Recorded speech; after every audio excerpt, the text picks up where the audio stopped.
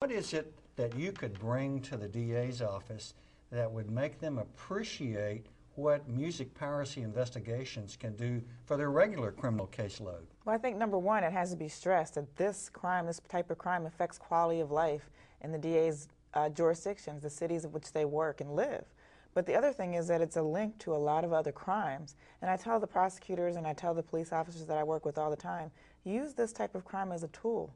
This might lead you to a drug investigation. It might allow you to have probable cause for a drug house. You couldn't get in before. Well, now you can get in by purchasing or doing undercover purchases of CDs. It also has links to some terrorist organizations for those federal prosecutors out there. There's a number of cases that we're working on right now. But what we're seeing is also a link to selling drugs with the CDs and some gun activity as well. Frank, do you find that some of the people who may be on parole or probation or may have some crimes in their background, a murder, homicide, or whatever, might be gravitating to some of this type of piracy? More often than not. We find that most of the defendants we deal with are recidivists. They have spent time incarcerated on much more serious crimes.